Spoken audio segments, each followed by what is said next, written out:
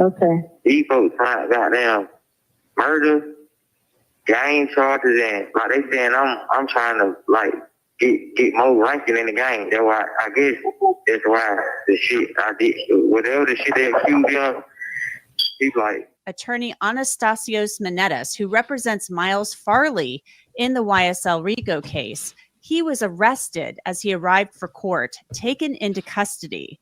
Deputies said Manetas brought prescription drugs to court that were not in the original container.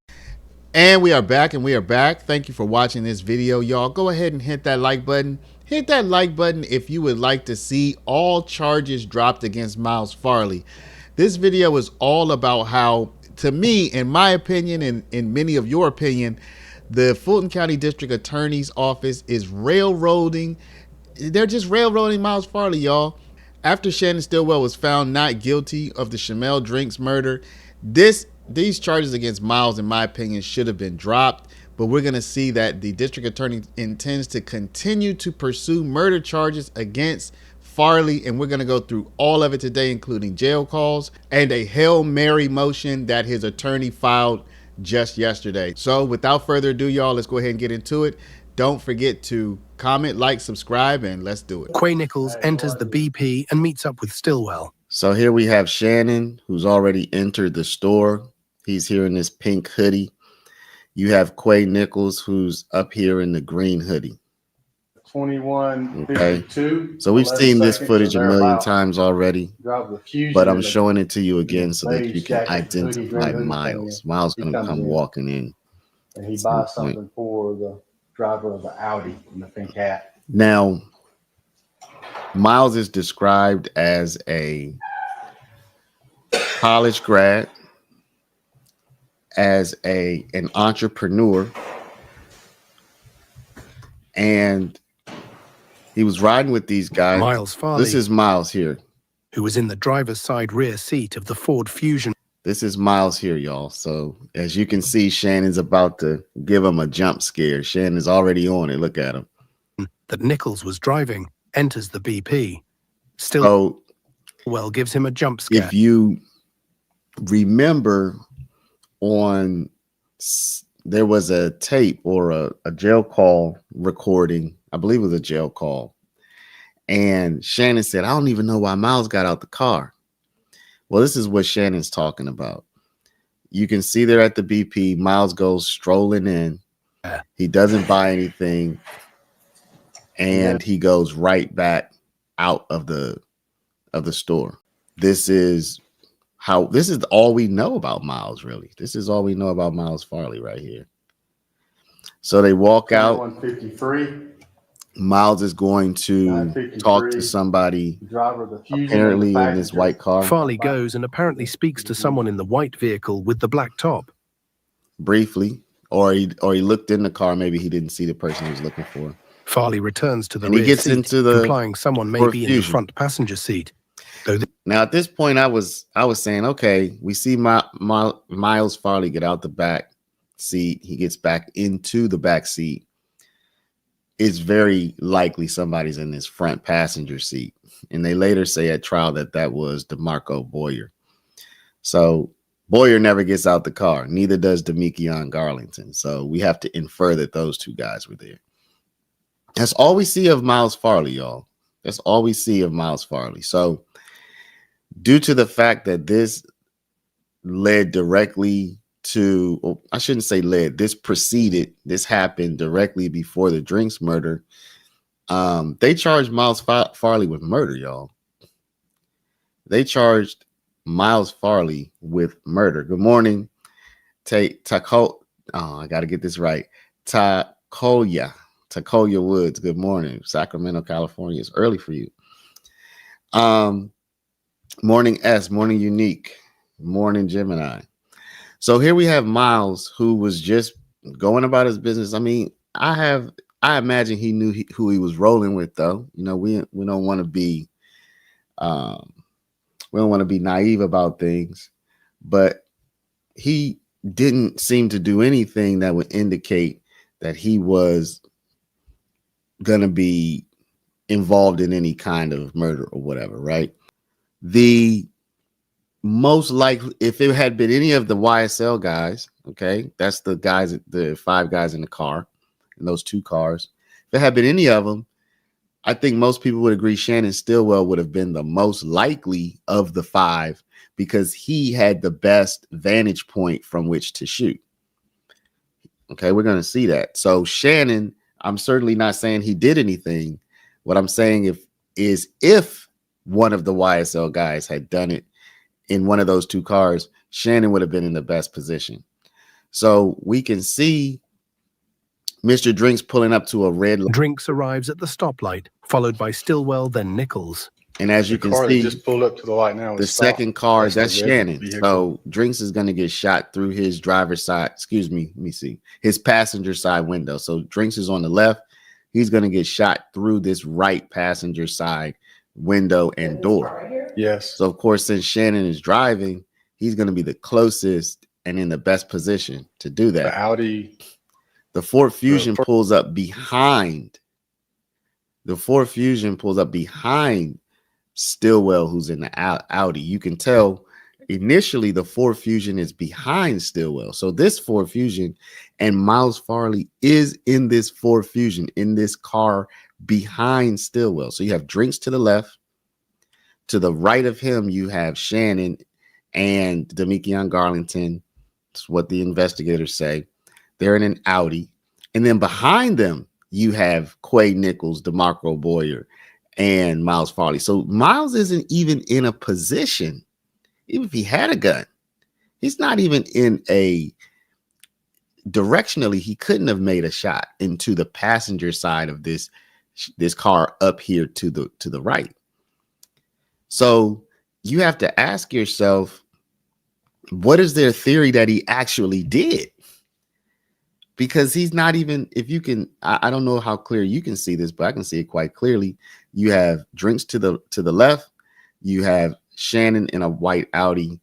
You can't tell it's a white Audi, but it is to the right of him. And then behind Shannon, you have the car Miles is in. First car to follow and then you can see the Audi, the white Audi. That's right next to it. You can see the car Miles is in is going to pull around to the right of Shannon. Right, to the right of that. It hasn't done it yet, so it's still kind of behind Shannon, but it is going to pull around to the right of Shannon. So then you say, well, what could Miles have possibly done? In the opposite direction where the cars are. See, now the car is pulling around. It backs up a little bit on the I-20, and it pulls around to eastbound. The right. So Miles is in this car that is literally never in a position to do this, to do the shooting. Frankly, if Miles would have been involved, Miles would have had to jump out of this car. The Audi. He would have this car that stops car right now. Red car out is the Audi. What would have had to happen, in my opinion, for Miles to be involved is this car stops. Miles jumps out. We can't see it. We don't see anybody. We don't see any indication of this, but Miles would have had to jump out the car, run up, pop on Drinks, run back, get back in the back seat, and then the car pull around. There's no indication that happened. But that's the only way, in my opinion, they could say Miles was involved, because there's no evidence he carried a gun. There's no evidence he supplied a gun. There's no evidence he did any kind of planning. But we do have some jail tapes or some kind of recordings from Miles that we're about to listen to. So I've never listened to it. So I think it's going to be interesting to see what these recordings say. She said they saw him by accident, right? So if they saw him by accident and it was like, oh, they just kind of happened upon some guy who their side had a problem with his side, then that really undercuts even more the idea that Miles might be guilty, because now you're really undercutting the idea of a plan. Like, if you tell me it's a plan and that Miles didn't pull a trigger, but he's part of the plan, I still think he might be guilty. If he's part of the plan, and particularly if he's there, fine. He's part of the plan. He's there. He's in on it. Something happens. I don't have any problem with you prosecuting him for murder because he's part of the plan. But if you also going to tell me, well, they just accidentally stumbled upon each other. Now you're going to have to tell me, well, then it wasn't even a plan. So what did he do? what, you feel me? What the heck did he do? Drinks pulling into the gas station. Let's see. Now, this is how ironic that Quarmavius and Drinks never, you're going to see, they never see each other. So you see, this is just, they're not tracking him. They're not following him. They just happen to be at the same place at the same time, right? That's the indication that you get from what she's saying. It's ironic. They just show up at the same place at the same time. It's irony. That's probably not the best word, but I get where she's coming from. And so, because Quarmavius gets into the car. So we have Hilton, in my opinion, at least alluding to the idea that this was not a pre-planned thing, right? So then we go back to Mr. Miles Farley. Mr. Miles Farley is not in the car, as I said previously, that investigators suspect fired the shot. They have not put forth any theory that I'm aware of that actually says what they believe Miles Farley did. Call Lit today. You see what I'm saying? Call him and say what? I was just talking to her. Call him and say what? Yeah, tell him. Goddamn hit breakfast. He know what I'm talking. Just say Miles said hit bro for him? Yeah. Send them folks down here. Okay. These folks trying goddamn murder, gang charges, and like they saying I'm trying to like get more ranking in the game. That's why I guess that's why the shit I did, whatever the shit they accused him, he's like it's for initiation, like a higher rank in the game. Like that shit happening. Yeah, it's tripping. Yeah, but that's why you just need to cooperate and do what you got to do to get on up out of there, because you have a son. Yeah. So you can't be thinking about nobody else or what nobody else got going on. You got to think about you, because don't nobody give a fuck about you but you. You can't be thinking about what them folks on. I ain't trying to say, but yeah. You just need to start. You just need to think about M-Day. That's all I'm saying. Think about him. Stop. And yourself, baby. You can't be in there. What you crying for that? Huh? Why are you crying? I'm not crying. I'm not crying no more. I need you to get that number from me, bro. So y'all, we're listening to a Miles Farley jail call after he was picked up for the Shamel Drinks murder. You acting like you want me to call him three-way or something? Nah, hell no. Okay, I mean, but how would you get to know? Like, call on three-way. This number, number. Oh wait, let me go home. No, her number says I can take the call. What am they doing? Right here. Hold on, I'm calling. You heard what I told you, what I said before I left? Huh?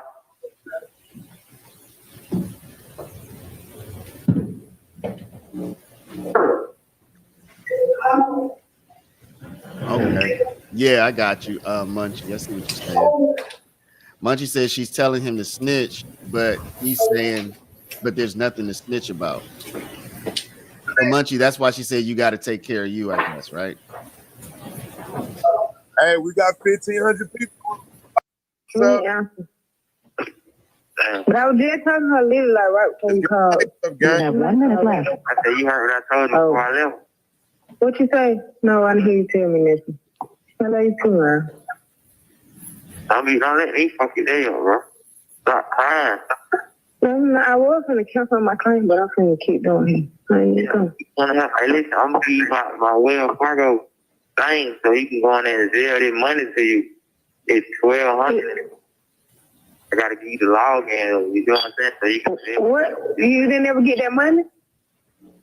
Yeah, So when you going to give me the login? I'm going to give it to you. I'm going to hang up and call it. Oh, so you can call it. I'm thinking you ain't going to call it. I'm saying, he said I can give you the phone, or they said I got court tomorrow at 12. I know that's who right before you called, that's who I was trying to get on the phone with to get the link. He said, To get the so I can send you the link, the Zoom link. So I can watch it. Thank you for using Securus. He's out. He's out and about. He's not locked up. And that appears to be true because we can see Miles walk out of the courtroom here. As I understand, whatever the offer was is no longer available as of today. Yes, any offers that were made will be withdrawn after today, if not accepted. Okay, then Mr. Farley is further notice to the trial calendar. State's offer is withdrawn. Okay, and you may be excused, sir, with you and your client. So we can see here that All the right, attorney good to that see you Miles too. Have a great day. that we just saw speaking on Miles' behalf. We see him here in the front, and this is Miles walking out of the courtroom here in the back. This was 5 months ago, maybe. So Miles is free. So this comes from yesterday about Miles Farley. So we're going to stick with the Miles Farley theme here. Lawyer for Miles Farley, aka Slotto. So we're not going to say that the lawyer is Slotto. We're thinking that Miles Farley is Slotto. The lawyer has filed a plea in bar and motion to dismiss based off statutory and constitutional speedy trial arguments. So we are getting into a speedy trial argument here. The argument is as follows. They filed a timely demand for a speedy trial in November 2022. So that would be before this date that we were watching here, before this date. Okay. A month before. They were taken to trial in January 2023 in compliance with the speedy trial demand. After his lawyer, Mr. Menendez, was wrongly arrested, Glanville made the decision to sever Slotto. The state did not object, and Mr. Menendez had no chance to object to the severance because he wasn't even present. All right, y'all. So they're kind of starting to get into some, I think maybe long shot territory, but let's continue to read. So basically they're saying November 2022, they say, yeah, we want a speedy trial. January 2023, the trial starts. So they're like, okay, yeah, you got your speedy trial. 2 months later, we rocking and rolling. After his lawyer, Mr. Menendez, was wrongly arrested, Glanville made the decision to sever Slotto. The state did not object, and Menendez had no chance to object to the severance because he wasn't even present. He has been trying to go to trial this whole time, but the state decided to wait until the first trial was over to try him over 2 years later, violating the right to speedy trial based off his demand. He will follow up with a brief to support his motion in the near future. Now, after that chaos on Wednesday, the next day, attorney Anastasios Menendez, who represents Miles Farley in the YSL RICO case, he was arrested as he arrived for court, taken into custody. Deputies said Menendez brought prescription drugs to court that were not in the original container. He was charged with obstruction, disrupting court proceedings. All right, so I want y'all to pay close attention to what he was arrested for, y'all. He wasn't arrested for having prescription drugs, according to this report. And we are about to see Mr. Menendez tell his side of the story. And simple battery. That simple battery charge was later dismissed. And all of this actually led to Miles Farley's case being severed from the cases of all of those other defendants, including Young Thug, the rapper, whose legal name is Jeffrey Lamar Williams. Joining me to discuss. Okay, so Miles Farley was on this original trial, so I guess there were going to be 7 of them, and he was severed. So this is the basis for his speedy trial challenge, is that, yeah, y'all gave me the speedy trial, but then you snatched it from me when you unjustifiably arrested my lawyer. discuss the very latest in this case, including his client Miles Farley getting a bond, is Anastasios Menedis. Anastasios, thanks for joining us. It's been a crazy week, as I mentioned, in this trial, and we're only in jury selection. So bring us up to speed on the very latest. First off, with your client being given a bond. Well, yes, thank you for having me. Yeah, I'm thrilled. Miles just got a bond today from Judge Glanville. It's a pretty high amount, so we got to really work on it. But yeah, he was granted a bond. It was our fourth time requesting bond. So yeah, I guess fourth time's the charm. And it's interesting and important because earlier this week, when things were happening in the courtroom, your client's case was actually severed from the others in this RICO case. Yeah, that's right. We did our bond hearing on Monday. The judge seemed to be receptive, but he didn't want to make up his mind yet. He took it under advisement, which means he's not going to rule now, but sometime, within the next 10 days. We had the next day off. The day after that was the incident in court where there was a bit of a disruption and we just go home. So we didn't get the decision that day. And then the next day, I was just wrongfully accused by the deputies of something and actually arrested and confined the entire day. I've just got out last night and then was summoned by the judge today to have some type of hearing about Mr. Farley, my client, in the alleged YSL RICO case. And then that's just moments ago. He was granted a bond with some special conditions. So he got the bond, but he also got severed at the same time, which is the basis, not the bond, but the severance. That's really the basis for this speedy trial challenge that they're launching now. But remember, according to Thugger Daily, even that speedy trial motion was filed late. So it could probably just be totally dismissed without any further consideration. And so now we're severed off of the case. Mr. Farley is going to have his own trial separately. And so we'll have to wait until this first trial is done. So we'll still have Judge Glanville as a judge.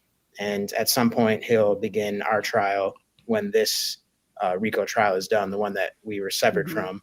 And then now also Miles will have a bond. And so if he can come up with the bond money, although it's a lot, it's $625,000. And with the way the bonding companies work in the Atlanta area, we're going to have to come up with something like 75,000 to satisfy what the bonding companies want and the surcharges. And then he also needs to wear an ankle monitor, have to give the address of where he lives, and only leave for work, school. So back then, y'all, you might think, well, shoot, the guy's accused of murder. So, 70,000. Yeah. Now we see what the actual details of that accusation is, or the details are. You know what I'm saying?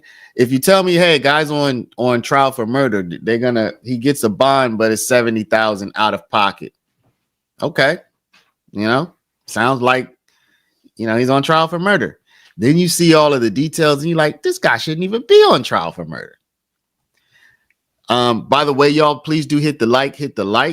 Okay. Y'all hit the like button. Let's get in the algorithm. Let's push it out a little bit. We're going to be here we're going to rock and roll for a little bit longer. I am still going to bring up, I see in the chat, they were saying that Mender's attorney was arrested. We're going to touch on that after we finish watching this. And we're going to talk about Shell Kell, the infamous Shelvin McKelvin. The infamous Shelvin McKelvin is out of jail now. And we're going to talk about that in a few. So hit the like button, please, and let's keep it moving.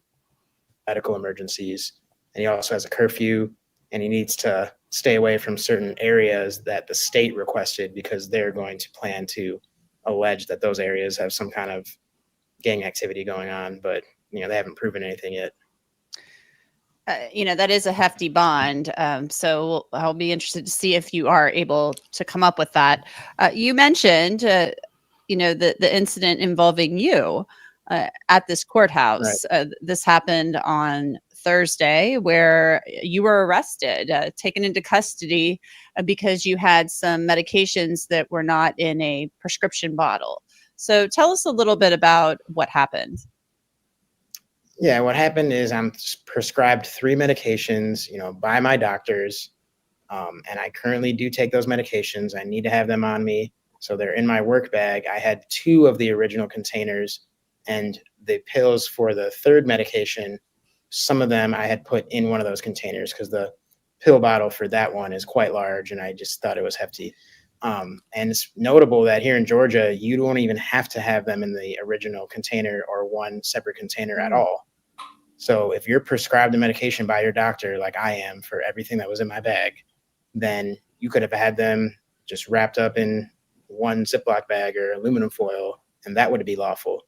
So there was no unlawful activity whatsoever. So I feel like I was, somehow targeted by the state in this case. I don't know why, but it comes during this week of me having the bond hearing where I said certain things, and then some chaos going on in court. So it's kind of a high temperature environment this entire week, and it just culminated in, I don't know what happened. I guess they sort of lost their cool and wanted to, do something to me and did this.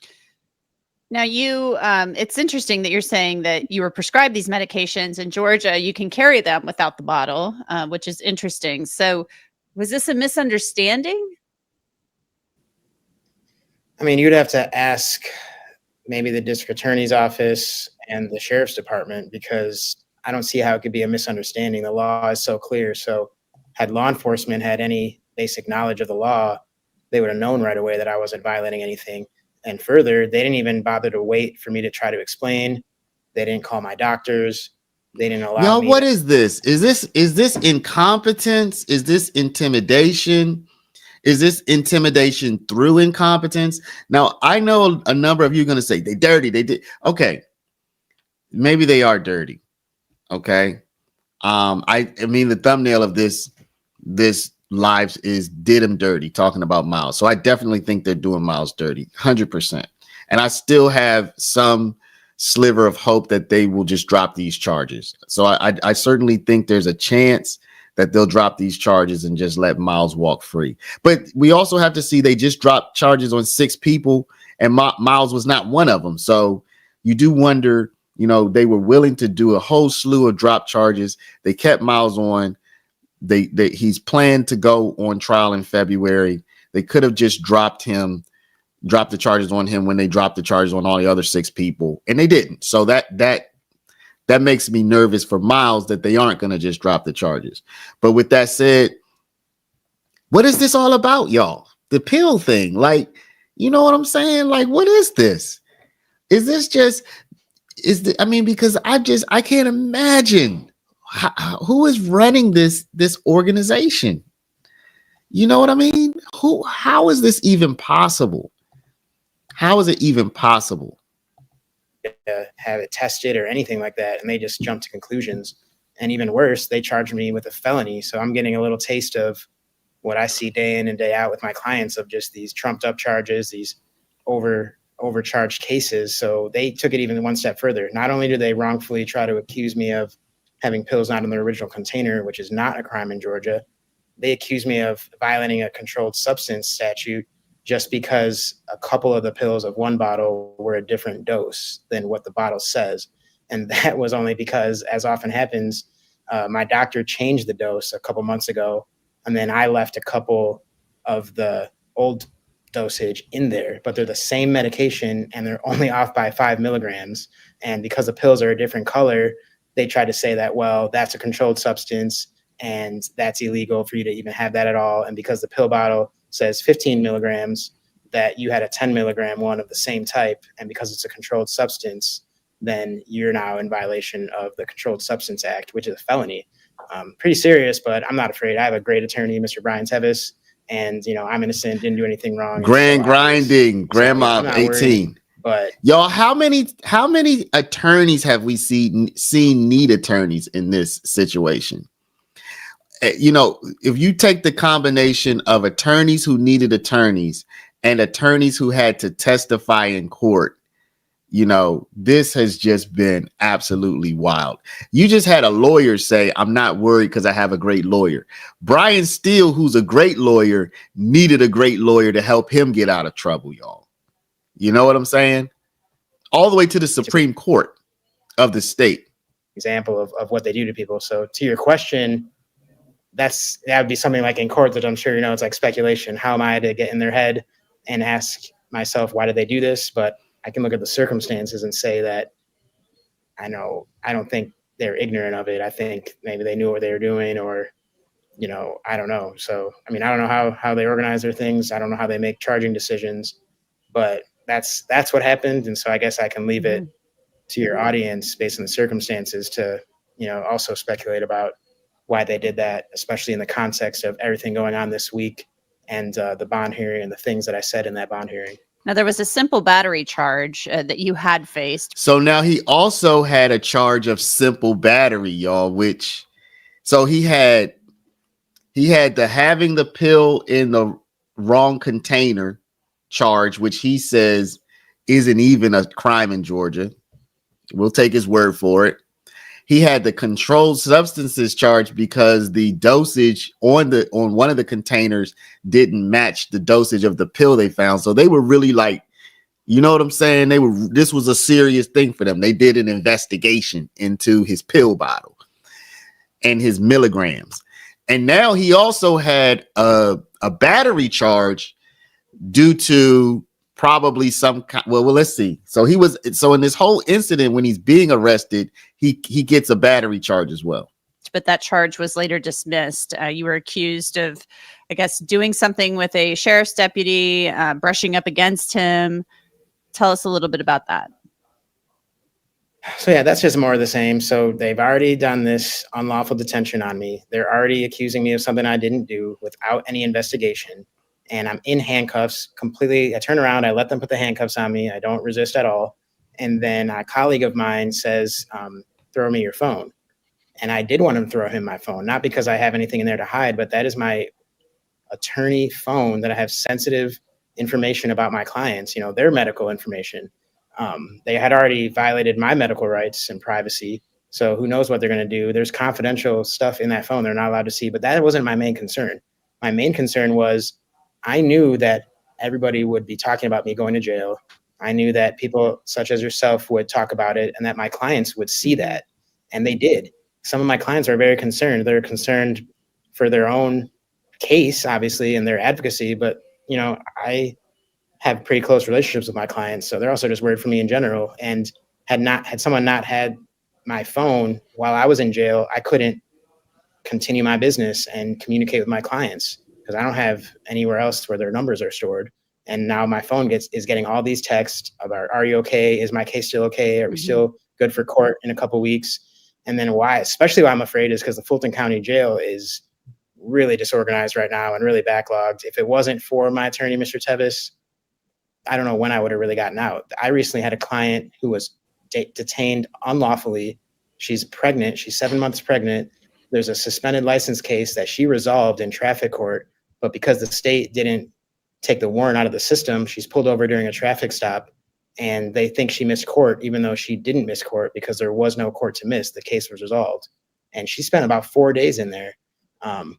And that's when the family got me involved and said, what's going on? So I worried about a nightmare scenario like that. So for even a day to go by without me communicating with my clients would be a catastrophe. And so I tossed my phone to my colleague.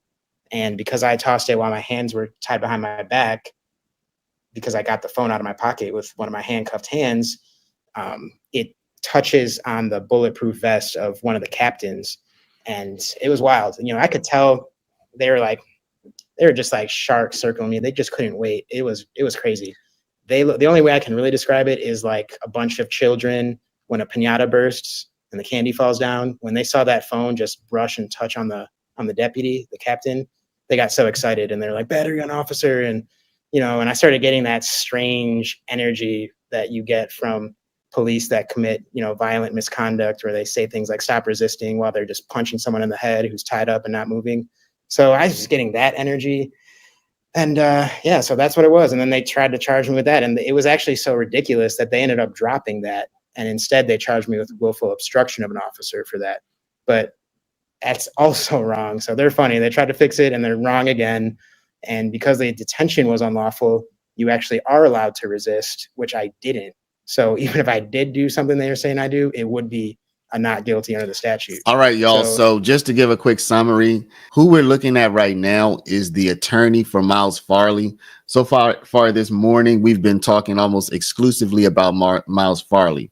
Miles is he's set to go to trial. Well, he was already in the pre-trial phase with Thug and them. He was on that. He was part of that group. He was going to go to trial. So basically, he kind of, in a perfect world for him, he could have just, perfect world, he doesn't even get jammed up on this, but perfect world, post-arrest, post-indictment, he could have just rode this whole thing out with Shannon and been found not guilty as well of the Drinks murder. But what we're looking at is his attorney was arrested for some what seems to be bogus, just not even bogus, just totally bogus charges. His attorney was arrested at court, and he was arrested for having some prescription pills not in the original bottle and some varying milligrams of other pills that were in the bottle, but the bottle said this number of milligrams and the pills were that number. So he's arrested in court. And because he's arrested, he's not there to represent Miles. Judge Glanville severs Miles from the Thug trial. And so Miles is kind of in the wind. They give Miles a bond, so Miles gets to get free. But now Miles has to wait basically until this coming February, where his trial would have likely already been over. He has to wait till this coming February to start his trial. And this is all for killing Drinks, which there's no indication Miles Farley had anything to do with. There's no indication that Miles Farley had anything to do with killing Shamel Drinks. None. I mean, he was very close to the act when it happened. He was either 100 feet away or 20 feet away or 500 feet away. So he was close to the scene. He might even have been on the scene. But there's no indication that he planned it, that he provided a weapon, that he provided encouragement, that he pulled a trigger, that he acted as a distraction so that it could get. There's no indication that he did absolutely anything actively or even inactively to assist or help. But he's going to trial for that now. And so his attorney just filed, and we just reviewed this, y'all. This person we're looking at who was arrested, this is previously, his attorney filed a motion to dismiss based on a speedy trial motion that they had filed before the start of the Thug trial. The problem is they filed it late and a bunch of other legal stuff. So it looks like that's a kind of a long shot, and that probably won't go anywhere.